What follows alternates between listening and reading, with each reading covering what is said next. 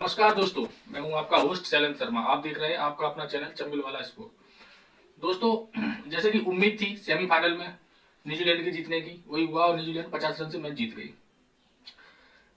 पहले खेलते हुए न्यूजीलैंड ने 362 रन का विशाल स्कोर बनाया, वो भी 6 विकेट के नुकसान पर। और उसमें सचिन रविंद्र के 108 रन थे 101 गेंदों पर, और विलियम्स के 102 रन थे 94 गेंदों पर। सेंटनर ने 3 विकेट लिए, हेनरी ने 2 न्यूजीलैंड की तरफ से।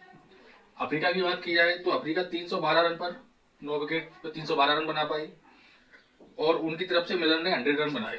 दोस्तों, जब टूर्नामेंट की शुरुआत हुई थी तो अलग अलग जो क्रिकेट विशेषज्ञ हैं, पूर्व खिलाड़ी हैं, उन्होंने अपने अपने अंदाज लगाए थे कि यह टीम सेमीफाइनल में पहुंचेगी, यह फाइनल में पहुंचेगी। सबके अपने अपने अंदाजे थे, लेकिन हकीकत कुछ और थी। हकीकत यही थी कि फाइनल में खेलने वाले लायक 2 ही टीमें थी, एक न्यूजीलैंड और एक इंडिया। बाकी की टीमें अच्छी थी, ठीक थी, लेकिन वो टूर्नामेंट जीतने लायक या फाइनल पर पहुंचने लायक नहीं थी। चाहे वो बात की जाए, ऑस्ट्रेलिया टीम आईसीसी में खतरनाक होती है टूर्नामेंट, आईसीसी टूर्नामेंट, लेकिन वो टीम कमजोर थी। उसके जो प्रमुख 5 बॉलर थे वो नहीं आए थे, तो उनके आने से टीम बहुत कमजोर हो गई थी। वो सेमीफाइनल तक पहुंची, वही बहुत है। वो भी कुछ भाग्यवश पहुंची थी, क्योंकि वो एक ही मैच जीती है, बस सेमीफाइनल में एक मैच जीत के पहुंच गई थी। अफ्रीका अफ्रीका का तो वही हाल रहता है, जिस तरीके की कहावत है कि मुल्ले की दौड़ मस्जिद तक, ऐसी अफ्रीका की दौड़ सेमीफाइनल तक। वो सेमीफाइनल तक ही आती है और सेमीफाइनल में हार जाता है। पिछला 2024 का अगर एक T20 छोड़ दें आप, जिसमें वो फाइनल में पहुंची, बाकी वो सेमीफाइनल तक ही रहते हैं।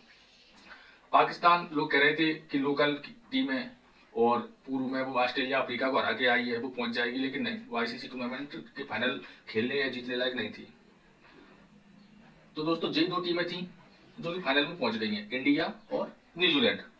अफ्रीका की वही कहानी है जो पिछले लगभग जब से 1992 से चालू किया है अफ्रीका ने खेलना है, जब से लेके 2025 तक हर टूर्नामेंट की फेवरेट रहती है, अच्छी टीम रहती है और सेमीफाइनल लगभग आती है। शायद ही ऐसा कोई ओडीआई का टूर्नामेंट हुआ हुआ आईसीसी का जिसमें वो सेमीफाइनल में नहीं आई हो, लेकिन सेमीफाइनल तक ही आई है और उसके बाद सेमीफाइनल में हार के वो बाहर हो जाती है। 1992 से लेकर अभी तक वही इस टूर्नामेंट में हुआ। T20 में 2024 में बस फाइनल में पहुंची थी, वो फाइनल में लीग से हारी थी, लेकिन ओडीआई में वो कभी फाइनल में नहीं पहुंची है। न्यूजीलैंड टीम फाइनल तक पहुंची है, लेकिन फाइनल कभी जीती नहीं है। 2015 में ऑस्ट्रेलिया से हारी थी और 2019 में शायद इंग्लैंड से। यानी कुल मिला के न्यूजीलैंड की टीम तो अच्छी है, लेकिन अफ्रीका का जो स्तर था, जिस तरीके की वो नॉकआउट मैच में उस दबाव को झेल नहीं पाते हैं और आउट हो जाते हैं, वही इसमें हुआ। अब दोस्तों, महत्वपूर्ण बात है इंडिया और न्यूजीलैंड का फाइनल, कि इसमें क्या होगा और कौन जीतेगा। अब दोस्तों, इंडिया की थोड़ी बात की जाए, पिछले 15 महीने में तीसरा फाइनल है ये। 2023 वर्ल्ड कप फाइनल में इंडिया पहुंची, 2024 के T20 फाइनल में इंडिया पहुंची और जीती, और 2025 की आईसीसी चैंपियन ट्रॉफी के फाइनल में पहुंच गई। पहली बात। दूसरी बात, पिछली जो 3 आईसीसी चैंपियन ट्रॉफी हुई है, 13, 17 और 25, तीनों में इंडिया पहुंची है। 13 में वो जीती थी धोनी की कप्तानी में, 17 में वो हारी कोहली की कप्तानी में, और रोहित शर्मा की कप्तानी में फाइनल में फिर पहुंचे हैं और जीतेंगे। तो दोस्तों, अब महत्वपूर्ण चीज यह है कि क्या होगा फाइनल में न्यूजीलैंड से। तो दोस्तों, अगर कोई ऐसी टीम इस टूर्नामेंट में थी जो इंडिया को टक्कर दे सकती है, वो न्यूजीलैंड ही थी, और न्यूजीलैंड ही फाइनल में सामने आ गई। लोग अफ्रीका की भी कह रहे थे, लेकिन अफ्रीका को तो सेमीफाइनल में ही हारना था, चाहे वो इंडिया से हारती, चाहे न्यूजीलैंड से, चाहे किसी भी टीम से। लेकिन न्यूजीलैंड टीम फाइनल में आई है, भारत के लिए थोड़ा सतर्क रहने की बात है, थोड़ा संभलने की बात है, और थोड़ी अच्छी योजना रणनीति बनाने की आवश्यकता पड़ेगी फाइनल में। क्योंकि न्यूजीलैंड की टीम एक तो इंडिया से पिछले वो कई मैच खेल रही है, 3 टेस्ट मैच यहीं पे खेली, तो सारे बल्लेबाजों को और बॉलरों को उन्होंने खेला है, समझा है। दूसरी बात, दुबई में भी वो एक मैच इंडिया के साथ खेल चुकी है, दुबई के बारे में, दुबई के पिच के बारे में भी उन्हें पूर्ण ज्ञान होगा, आप ऐसा नहीं कह सकते कि अनभिज्ञ है। तीसरी बात, जो भी वरुण चक्रवर्ती है, उनको भी उन्होंने खेला है पिछले मैच में, तो वो भी उनके लिए अनजान बॉलर नहीं होंगे। तो ऐसा बातें जा रही हैं न्यूजीलैंड के फेवर में फाइनल के लिए। और इंडिया के लिए है कि इंडिया इस वक्त उसका जो कॉन्फिडेंस है वो हैवी है, वो मोमेंटम इंडिया के पास है, क्योंकि इंडिया लगातार जीतता आ रहा है और बहुत अच्छे तरीके से। लेकिन बात जो एक शंका पैदा करती है वो वही है कि 2023 के वर्ल्ड कप में भी ऐसा ही कुछ हुआ था, लेकिन अब इंडिया की टीम भी सतर्क है, और वो भी यह जानते हैं कि 2023 वाला वर्ल्ड कप नहीं दोहराना है फाइनल में जो हुआ था। और ऑस्ट्रेलिया नहीं है, न्यूजीलैंड है, लेकिन आप न्यूजीलैंड को हल्के में नहीं ले सकते, क्योंकि न्यूजीलैंड की टीम ने भी यह साबित किया है कि वो कितनी अच्छी टीम है और कितने अच्छे फॉर्म में है। वो भी केवल एक ही मैच आ रही है, वो भी इंडिया से ही। तो सतर्क रहने की आवश्यकता तो है, लेकिन जीतेगी इंडिया, इसमें कोई शंका वाली बात नहीं है। अब इंडिया की टीम में जो 2-3 चीजें हैं महत्वपूर्ण, वो है कि रोहित शर्मा को भाई वो तेज खेलते हैं, मारते हैं और पूरा मोमेंटम इंडिया के पक्ष में कर देते हैं। सब बातें उनकी सही है, उनका खेलने का तरीका सही है, उसमें कोई आलोचना वाली बात नहीं है, करने वाली बात नहीं है। लेकिन फिर भी यह फाइनल है, कोई आवश्यकता नहीं है ऐसी कि आप अभी तक जैसा खेलता है वैसा खेलें। थोड़ा रुक के भी खेल सकते हो। अगर एक ओवर में एक 6 उन्होंने लगा दिया है तो कोई आवश्यक नहीं है कि दूसरा 6 भी आप लगाओ, क्योंकि परिस्थिति ऐसी है। भाई पिच लाहौर जैसी होती तो आप एक ओवर में 6 लगा सकते थे, आपकी काबिलियत पर किसी को कोई शंका नहीं है। लेकिन पिच ऐसी नहीं है वहां पे। अभी तक जो 3-4 मैच हुए हैं, जिसने वहां लगातार मारने की कोशिश की है वो आउट हुआ है, चाहे कोई बल्लेबाज हो, चाहे वो रोहित शर्मा हो, चाहे वो मैक्सवेल हो, कोई भी हो। तो रोहित शर्मा एक इंटेलिजेंट प्लेयर है, इसमें कोई शंका नहीं है, वो सब चीजों को समझते हैं।